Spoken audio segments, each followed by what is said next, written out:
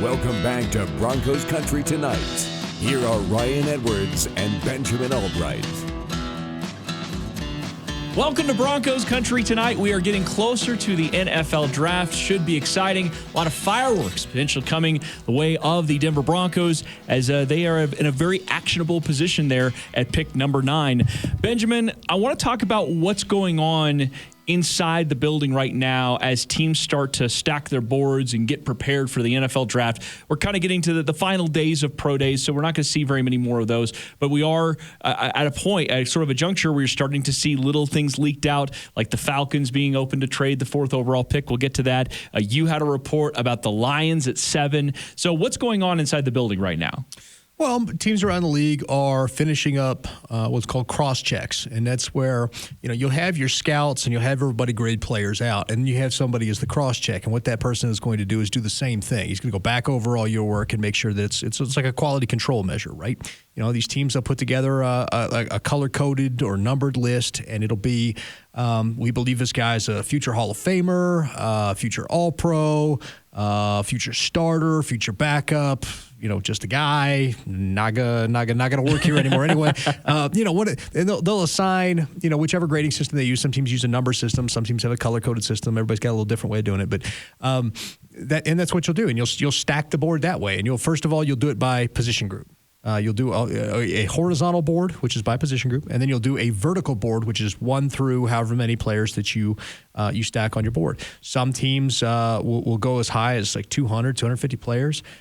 Most teams, their board's like 100, 150 players. And I recognize that there's 200 some odd draft picks in the draft. They just don't do it that much. Like usually they'll have the players that they've scouted, and these are the players that we're going after, and that's really it. We're not looking at these other guys. We don't have enough info. As far as it goes for teams, they mostly have the grade that they have on these guys, and I've talked to scouts before about this very thing. Mm-hmm. They'll have the scout will give the team the grade. This is the grade I have on this guy. Mm-hmm. That doesn't necessarily change. It's more about they just gather more information from there. When you set your board, which most teams will do here in the next 10 days, it's not really final till like 2 days before draft day, give or take. And what you're doing is if you add any information, or if Dak Prescott, who got a DUI, got dropped on some boards, or Shane Ray, who had the incident, got dropped on some boards. Those kind of things will move somebody down a little bit, but people really don't move up the board at that point. You just kind of move down if you have some issues that get discovered at that point in time. All right, let's talk about the reports from today. Your report first, that Detroit could consider going quarterback at 7. Yeah, I don't think they're married to Jared Goff at all. About 2 years, they're going to probably be with him. But yeah, I think it's like a $10 million cap hit the first year and $5 million the second. That's nothing. I mean, the Eagles just paid, $28 million to get out from under Carson Wentz. That's nothing. If you want to get out from under a guy, you can, and then the Lions have plenty of room.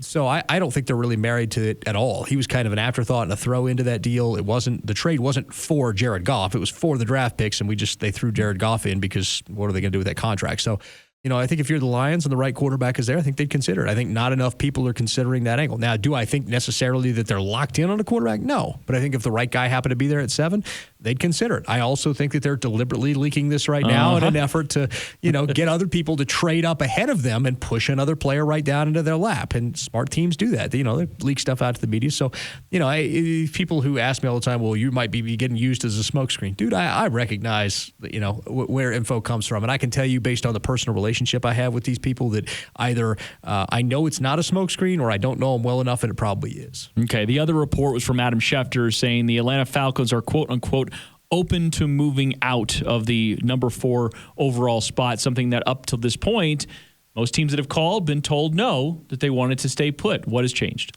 I don't even know that anything has changed. I think they're just opening up to get all their options. I'm not sure Atlanta moves out of 4. Everybody I've talked to still thinks that they're on a quarterback or a tight end there, but they want to open it up and see what the offers are. What's the word? What somebody blows you away with an offer? Why wouldn't you be open to that? So I think that's where they're at with that. I think they're open to seeing what the market is for that pick, and the reason for that would be you look at their cap situation, and they're going to be in cap hell next year. And if they can get multiple draft picks to let some of these high-priced veterans that they have go and get cheaper, it can allow them to keep the window open that they have. I'm not saying they'll do it. I'm just saying it's a possibility. And so as we get closer to this, they're doing what all smart teams do and exploring all their options, just like we talk about with the Broncos. The Falcons are no different. They're going to explore all their options. I can tell you that Terry Fontenot's very, very impressed with Trey Lance. And we've made no secret about that on this show. I've been telling you that for quite some time. So, take that how you will. So for the Broncos here, as you're looking at Detroit, you're looking at Atlanta, both basically kind of opening things up or maybe trying to push players in different directions. This is that kind of opportunity for the Broncos, as if they hadn't already made these calls anyways. But if you're looking at 4 and there is a specific quarterback you're targeting, this might be Atlanta saying, depending on what the offer is, we might be very interested. And again, the move from 4 to 9 isn't a significant one. If you're Atlanta, if you are okay not getting a quarterback, and maybe you're okay not getting Kyle Pitts, then you're going to get an elite pass catcher. You could get corner. Yeah, right. Or you could get an elite corner. I mean, they definitely need help. And that's the thing about Detroit. Detroit and Atlanta is I don't know if how they feel about their own team right now, but they may not necessarily be an elite player away, a top 10 pick away from being good again. Yeah, I don't think either team's under the illusion that they are. So there is that. It would probably cost the Broncos, obviously, a pick swap this year, a future first, and probably their second this year as well to move up, give or take, and probably a little bit more than that. That's the get in the door price. So I imagine that starts the conversation if you want to do that. I can't imagine the Broncos wanting to do that. The other part of this is it allows Atlanta to do some additional scouting. Because if you can tell by the amount of interest to get up to 4, yes, what other teams think about those other quarterbacks and whether they have the same opinion or feeling about them as you do. And it kind of gives you a chance to get some sneaky consensus scouting on things. I like that. If a lot of people want to get up there. Yeah, it is the lying season. That's what we always call it, right? And at this point, you're not doing your job if you don't kind of put the feelers out there, find out. And in this case, you're almost inviting other teams to call you. Well, it's exactly what you're doing. You're inviting other teams to call you, and based on the amount of interest that does that, okay, well, why are all these teams not interested in this, or why are they this interested? Maybe we need to reevaluate. So, it just gives you a couple extra things. And like I said, smart GMs want to know the price tag on everything, including moving back. I still feel like the best spot, my opinion, the best spot as we sit here today is the Bengals at 5. Because the Bengals, they could use a pass catcher. Offensive line certainly is in the conversation, and all of those would be available at 9 if the Broncos wanted to move up, if there was a player that happened to fall that they liked. Right, and I think if you're the Bengals, you are kind of in the catbird seat here. I think you're the gateway in terms of where the draft picks go. You got your chance. You can sit tight and have one of the better players fall in your lap. You can move back and still get a pretty good player, especially if a team trades up in front of you. So if you're the Bengals, Dolphins, or Lions, you absolutely want a team to trade to 4 because it's going to push a great player down in your lap. Definitely. All right, when we come back, the case for an offensive lineman for the Broncos at 9. Don't go anywhere.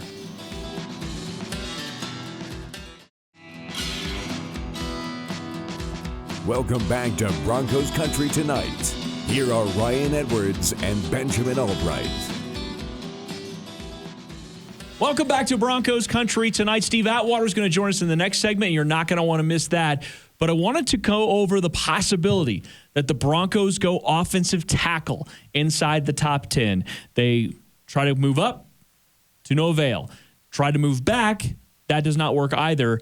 They end up staying put at 9, and one of Rashawn Slater from Northwestern or Penei Sewell out of Oregon fall in their lap there at pick 9. The reason I bring this up, it was Daniel Jeremiah who did a mock today that had the Broncos getting Sewell at 9. Rashawn Slater went the pick before to Carolina, which makes sense now after the Sam Darnold trade that they'd want to build up on the offensive line. So this is an interesting thing. We've talked about it a bit on Broncos Country Tonight, that you're thinking beyond this year. And you've said for a little while, though, that the Broncos are going to try to get something out of Juwan James. They want that contract to not look like the albatross that it currently does. But at the same time, that contract was done by the predecessor, not necessarily the current GM. And if he took a look at the tape of the 63 snaps or so that Juwan James played, and he took a look at that contract, and he's like, you know what, I think I'm gonna cut my losses. We're gonna get an offensive tackle, and now we have our bookends for the future because Garrett Bowles obviously got a new contract. I don't think it's that out of this world to see the Broncos make this move. I don't. I think it's something you have to consider. I think that, if you are drafting, I think you still want to see what you're getting out of Juwan James this year. I don't think you're cutting your losses then. I think you're doing it after this season, but I think you're seeing what you can get out of him, and you're recognizing that he hasn't exactly been reliable. When he's been on the field, he's been good, but he hadn't exactly been on the field a lot. You're talking about 60 snaps the year before, none for the COVID opt-out. What kind of shape is this guy in? Is the locker room going to welcome him back? There's a lot of questions there. So I think that if you look at this with all the factors involved, you got to say, okay, do we need a hedge here? And the answer to that is probably yes. Now, somebody approached me this morning asking about whether or not he could be traded. I don't think there's any trade value whatsoever on him right now, and especially at that contract. But there is something to say because he's got 2 more years on his deal after this year. And so if the Broncos decide to go that route where they roll with Juwan James this year, they draft an offensive tackle high, maybe even in pick 9, and they basically set themselves up for the future there, knowing that after this year, they could potentially, if he plays well, they could flip somebody or they could move on because obviously the contract then has an out. I mean, what do you think about all of that? Is there any possibility that Juwan James has some trade value, whether it's this year or into next? Not this year. I don't think you're going to get anything for it this year. And I don't think the Broncos want to do that because of the accelerated cap hit. So I don't think that makes a lot of sense. I think after this season, there is potential for that. But as it sits right now, Juwan James is either going to be on this roster or get cut. I don't think that there's going to be a trade involved there. It just doesn't make financial sense. Do you have a problem with offensive tackle? I mean, are there really any positions besides maybe like wide receiver or running back in the top 9 that you have a real significant problem with? I don't think that – I'm not sure I would take an offensive tackle at 9. Okay. I don't think Penei Sewell – I'm not even sure Penei Sewell's the best tackle in this draft. Well, under this circumstance, Slater's gone. So right. But I'm saying one of the two are there. Maybe you do go Rashawn Slater if he's the guy that's available. But I'm saying, are there any positions, in your opinion, that are just sort of off limits for the Broncos? Well, you're not going to take a running back. You're not going to take a guard. You're not going to take a center. You're not going to take... you say no wide receiver or yes? I don't think you take a wide receiver in the top 10. I mean, even if Chase fell in your lap there, I think you trade back and let somebody else take him. I guess you could, but what are you going to do? Like, which prospect are you giving up on at that point? Mm-hmm. Plus, you've got money invested in Tim Patrick due to the RFA tag, so I don't think that makes a lot of sense. It would feel like a reach to get a safety there, but if he's your guy, hey, I get it. I don't think they need to take a corner there simply because that corner is going to be a dime corner at best. So I think those are kind of the things. Like an edge guy, do you take an edge guy who's going to sit behind Chubb and Vaughn? I mean, that doesn't seem the most prudent investment to me. I'm not saying that there are players that are off limits, but generally, if you're drafting the top 10, you're not taking a guard, center, nose tackle, running back, those kinds of positions, kicker, punter. You're not taking those kinds of positions because you don't get the advantage of the contract by paying them, what it would take on the 5th-year option, et cetera, et cetera. So, and then the value for the positional player isn't really there. So, although we have seen teams do that. The Colts took Quentin Nelson. The Giants took Saquon Barkley. We've seen teams do it. So, just in the modern analytics era, it's rare. Well, right, and I think as time goes on, we're going to see fewer and fewer of those moments. I mean, unless it is, Christian McCaffrey he was a top 10 player, he's number 7, but there's a certain amount of the dynamic weapon that he brings to your offense, and if we are in that kind of conversation, then sure, I think those things can happen. But I think, as you're right, with the analytics age that we are, we'll see fewer and fewer of those kinds of moments. Even if a guy's a really special running back, I don't necessarily think that top 10 makes a lot of sense, and especially when you see what happened with Ezekiel Elliott. I mean, you paid him, and now he is no longer worth the contract that he's playing on because he just isn't playing to the same level. But you had to make that decision on him because you already invested a top 5 pick in him. And that's what happens. If you're going to do that kind of stuff, you got to make sure that upon paying him, you're still getting the production that it makes that contract worth it. In a lot of cases, you don't get that. And so that's why teams are, they're careful before they go out and pay somebody because, is this guy a guy who's going to continue to perform after we pay him? Is he going to be Justin Simmons, who we know is probably going to perform after we pay him, or is he going to be, Ezekiel Elliott, who's just not the same player, or Jadeveon Clowney? Well said. When we come back, Steve Atwater joins us in studio. We re-rack the quarterback options for the Broncos next. Welcome back to Broncos Country Tonight with Ryan Edwards and Benjamin Allbright. Welcome back to Broncos Country Tonight, joined in studio by Hall of Famer, Ring of Famer, Steve Atwater. How are you, Steve? Doing great. How about you, Ryan Edwards? I'm doing fantastic, man. And it's good to have you here. And Benjamin Allbright. I'm all right. He's here. It's fine. Let's talk about Sam Darnold. He is now a Carolina Panther. So I think we should kind of re-rack the options here for quarterback because the Broncos have said they want to add to the room, varying degrees of what that actually looks like. So for you, how would you rank the options that are available? So what do you think will be gone before him? Are you considering both Zach being gone and Zach Wilson, Trevor Lawrence gone? Yes. So we're talking realistic. We said Mac Jones still there? McCorkle? Yeah, McCorkle's probably there. But I mean, let's more talk about it and frame it in a way of like Gardner Minshew, Nick Foles, Teddy Bridgewater, trade up in the draft for a quarterback, stay pat at 9 and hope one falls in your lap. That's kind of what I want to have a conversation about. I got you. Well, I'm thinking if we really think that we want to bring somebody in here that's going to compete with them and possibly beat him out. I don't know if any of those other guys can beat Drew Lock out, especially this is going to be Drew Lock's second year in the same offense. Drew Lock does have a nice arm. We know that. We know he can put some balls on the money. We just didn't see that as much in the games last year as we would have liked to. But I think he's going to improve quite a bit over this offseason, going over the system more and get a chance to throw with his receivers a lot as well. So I think that it would make sense for us to either move up if we want to have somebody compete with them, or if we stand pat, I'd like to see us, take an inside linebacker, cornerback, or move back. Okay, so all those options are more interesting to you than bringing in Gardner Minshew, Teddy Bridgewater, any of those guys? Yeah, no, with Sam Darnold off the board, I don't want to see anybody else. You feel the same way, Ben? I think that you need to upgrade the Jeff Driscoll component of this. And so whether that's the draft, whether that's a free agent, whatever, I think you need to upgrade your hedge on Drew Lock. But I don't necessarily think that you need to give up a lot of assets to do it. I'm not in favor of trading up to 4. I'm not in favor of taking on Teddy Bridgewater's current contract. So to me, the Gardner Minshew option or the Nick Foles options, to me, both those improve Jeff Driscoll and don't cost you a lot. That's the reason I would be in on those. Okay, but so this is an interesting point here because, and it's not something I ever thought I'd say in my entire life, maybe the Broncos need to be more aggressive at getting their backup quarterback position set up. The competition component of this, because you're letting guys like Sam Darnold now go. Now, maybe the price was too high. Okay, we can all acknowledge that. But at the same time, it's not like other teams aren't going to be interested in getting one of these quarterbacks and giving themselves a hedge, right? Oh, well, they haven't to date, or else they would have traded for him, right? We don't know that. And also with the draft, I mean, teams position themselves all the time. It's a lot of bluffs going on, too.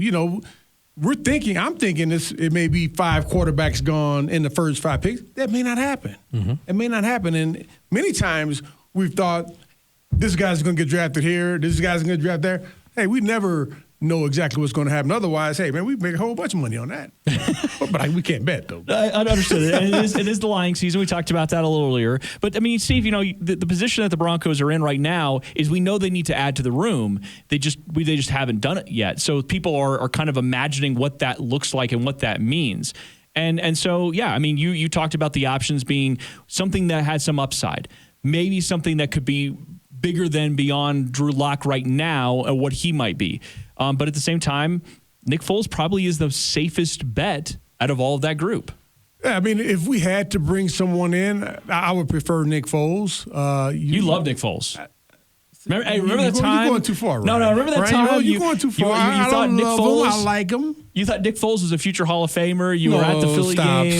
Stop. No, this is a true story. He was like, man, I was watching Nick Foles on the sideline. Now you capping. Ryan sent him a Valentine. I mean, it was, No, what did I say, though? I thought he was. Oh, what did you? Yeah, you did. You were talking about Nick Foles as being just like one of the best quarterbacks. Because it wasn't the time of Carson Wentz. God, what was it? I was thinking that it was Carson. He was Carson Wentz. You're like, man, he's good. And then we're like, that was Nick Foles, dude. You're like, oh, like, dude, he was balling out before. That's your guy, man. That's okay. It's okay to admit it. You like Nick Foles. No. We may have the story wrong, Ryan. So I'm not going to vouch for him. You're saying he's Foles gold? He's what? He's Foles gold. Yeah. He does that sometimes. Okay, so I mean, I guess we come back to this. It sounds like Sam Darnold was intriguing to you. You move on. So I wasn't crazy about Sam Darnold. Don't get me wrong. It's not like I felt like even Sam Darnold. That was that's a marginal. That may be kind of a lateral move as well. For me, probably draft pick right now. Would you draft somebody? Would you trade up to draft somebody, or let the draft come to you, or draft somebody in the mid to late rounds that's more of a developmental guy? Well, if I could wait until draft day, I'd do that. But, if you got to move up now, I think I would, because we have a really good core around the quarterback. We got great receivers, great tight ends, offensive lines looking good, running back situation is squared away. The quarterback position is the only position that's in question. Now, if Drew Lock can come out and win it, I'm all for that. Even if Drew Lock wins it, we need a solid number 2 quarterback. Now, I thought Brett Rippon did. No disrespect to Brett Rippon or what's the other quarterback we had last year? There's Driscoll. Not going to be here anymore. No disrespect to those guys, but we need a guy who can come in and win some football games in the regular season, in the clutch. And, having 2 guys who can potentially start on your roster, I like that idea. I mean, the backup position is one that you go to over 50% of the time in the league, and so you're going to eventually go to your backup. And Drew Lock, despite the performance stuff that we could go back and forth on, he hasn't been able to remain healthy the entirety of his career so far. That has been an issue, and I don't know what it is. I mean, he falls awkwardly sometimes. Sometimes when he was running with the ball last year, he just didn't seem like he had his legs under him. I'm hoping he'll be all the way right this year, and those issues won't happen. All right. Thank you, Steve Atwater. Thank you, Benjamin Allbright. I'm Ryan Edwards. Thank you for watching Broncos Country Tonight.